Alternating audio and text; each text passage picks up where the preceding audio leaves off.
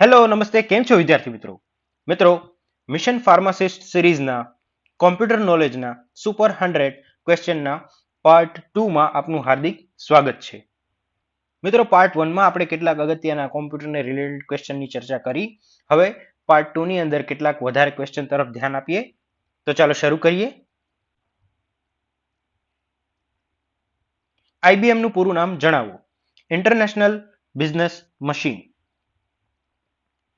TBIL કન્વર્ટરમાં TBIL નું full form જણાવો તો TBIL નું ફૂલ ફોર્મ છે ટ્રાન્સલિટરેશન બિટવીન ઇન્ડિયન લેંગ્વેજ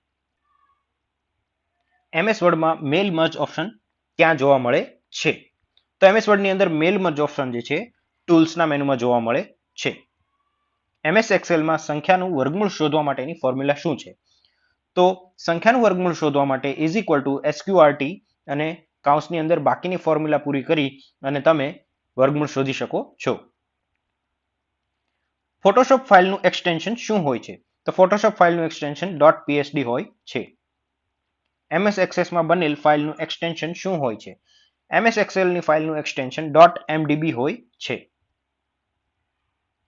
MS ઓફિસમાં થિસરસની શોર્ટકટ કી શું છે તો થિસરસ માટે MS ઓફિસની અંદર Shift+F7 છે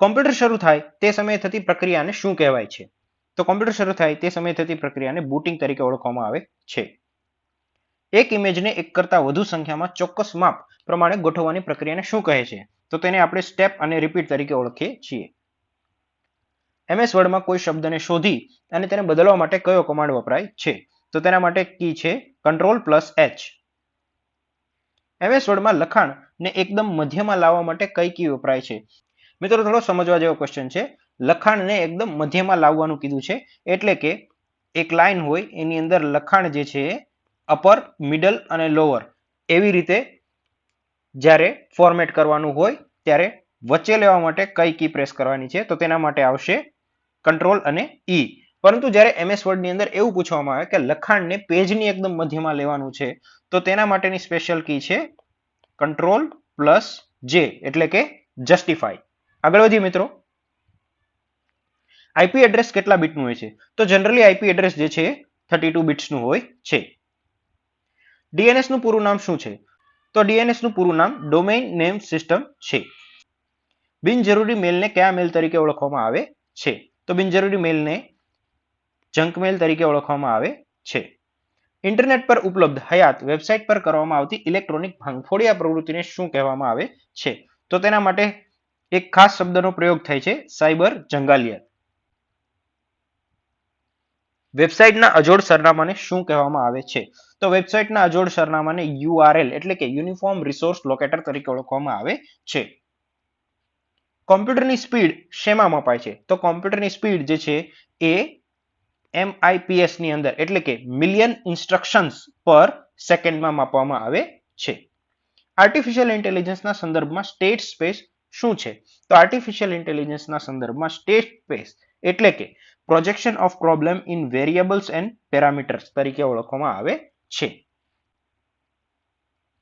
CPU ની સ્પીડ શેમાં મપાય છે તો CPU ની સ્પીડ જે છે હર્ટ્ઝની અંદર માપવામાં આવે છે QR કોડમાં આવતું QR એ શેનું નિર્દેશન કરે છે તો QR જે છે એ ક્વિક રિસ્પોન્સનું નિર્દેશન કરે છે કોમ્પ્યુટરની હાર્ડ ડિસ્કનું વિભાજન શેમાં થાય છે તો કોમ્પ્યુટરની હાર્ડ ડિસ્કનું વિભાજન જે છે ટ્રેક્સ અને સેક્ટર્સની અંદર કરવામાં આવે છે ડેટા કોમ્પ્યુટરની અંદર કયા ફોર્મમાં સ્ટોર થાય છે તો જે ડેટા છે એ કોમ્પ્યુટરની અંદર બાઇનરી ફોર્મ એટલે કે 1 અને 0 ના ફોર્મમાં સ્ટોર થાય છે ડિજિટાઇઝર એ કયા પ્રકારનું ડિવાઇસ છે તો ડિજિટાઇઝર એ એક ઇનપુટ ડિવાઇસ છે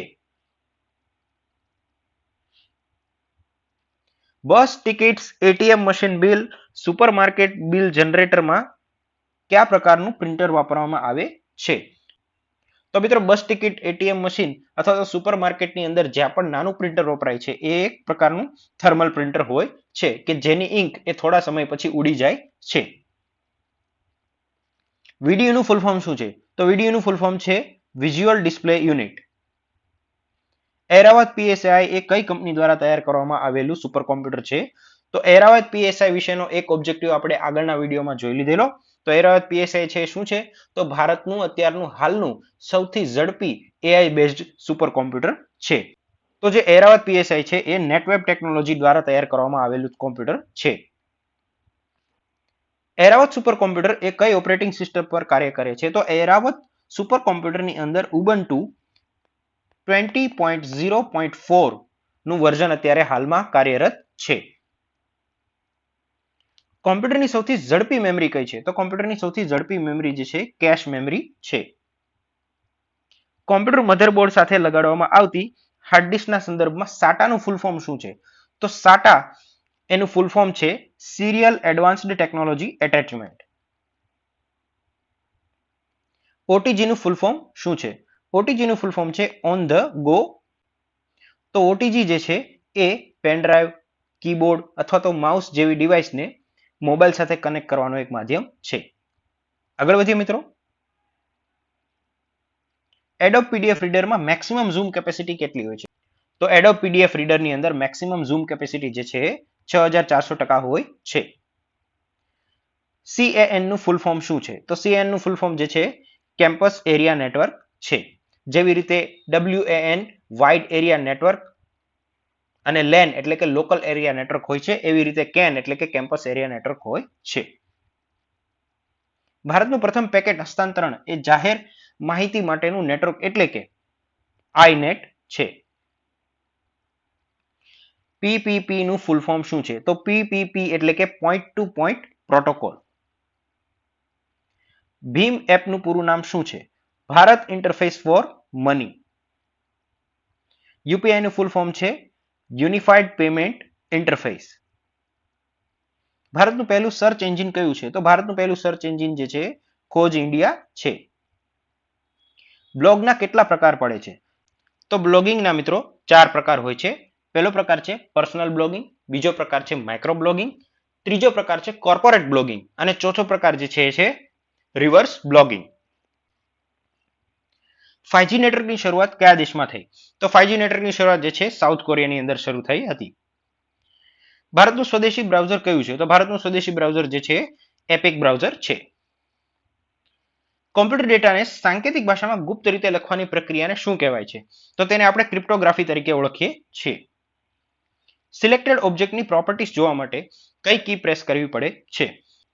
તો કોઈ પણ સિલેક્ટેડ ઓબ્જેક્ટ અથવા તો ફાઇલની પ્રોપર્ટીઝ જોવા માટે Alt+Enter પ્રેસ કરવાથી તેની પ્રોપર્ટી જોઈ શકાય છે. પાવર પોઈન્ટમાં કેટલા પ્રકારના લેઆઉટ જોવા મળે છે? તો પાવર પોઈન્ટની અંદર જે છે મિત્રો 24 ટાઈપ્સના લેઆઉટ જોવા મળે છે. MS એક્સેલમાં કેટલા પ્રકારના ચાર્ટ હોય છે? MS એક્સેલની અંદર 14 પ્રકારના ચાર્ટ જોવા મળે છે.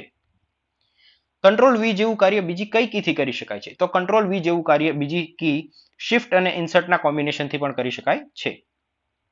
MS વર્ડમાં ટ્રાન્સલેટ ઓપ્શન કયા મેનુમાં હોય છે? તો MS વર્ડની અંદર જે છે ટ્રાન્સલેટ ઓપ્શન રિવ્યુની અંદર જોવા મળે છે. MS વર્ડમાં Ctrl+Shift+W પ્રેસ કરવાથી શું રિઝલ્ટ મળે છે? તો MS વર્ડની અંદર કોઈ પણ શબ્દ અથવા તો લાઇનને સિલેક્ટ કરી અને Ctrl+Shift+W પ્રેસ કરીએ તો દરેક લખાણની નીચે જે છે અંડરલાઇન આવી જાય છે અને જે વચ્ચેની સ્પેસ છે એને એ બાકી રાખી દે છે. એટલે કે underline all selected lines accept space. જેટલા ભાગમાં સ્પેસ હોય છે ત્યાં અંડરલાઇન નથી આવતી અને બાકીનું જે લખાણ અથવા તો સ્પેલિંગનો ભાગ છે તેની અંદર જે છે ઓટોમેટિકલી અંડરલાઇન આવી જાય છે. આગળ વધીએ મિત્રો. કંટ્રોલ, શિફ્ટ અને અલ્ટર એ કેવા પ્રકારની કી છે? તો મિત્રો આ ત્રણેય કી જે છે મોડિફાયર કી તરીકે ઓળખવામાં આવે છે. શા માટે એવું છે?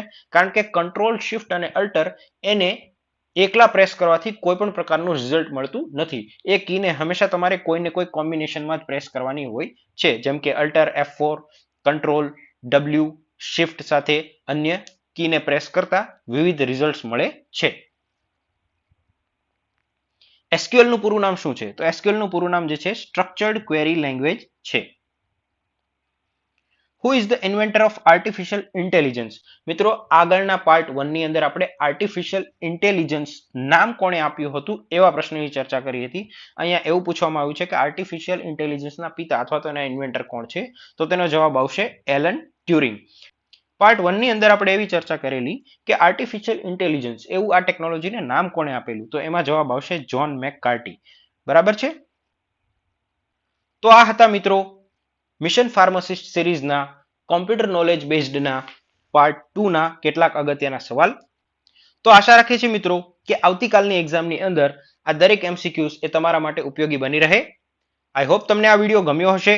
જો તમને આ વિડીયો ગમ્યો હોય તો વિડીયોને લાઇક કરી દો અને તમારા અન્ય ફાર્માસિસ્ટ મિત્રો સાથે શેર કરી દો.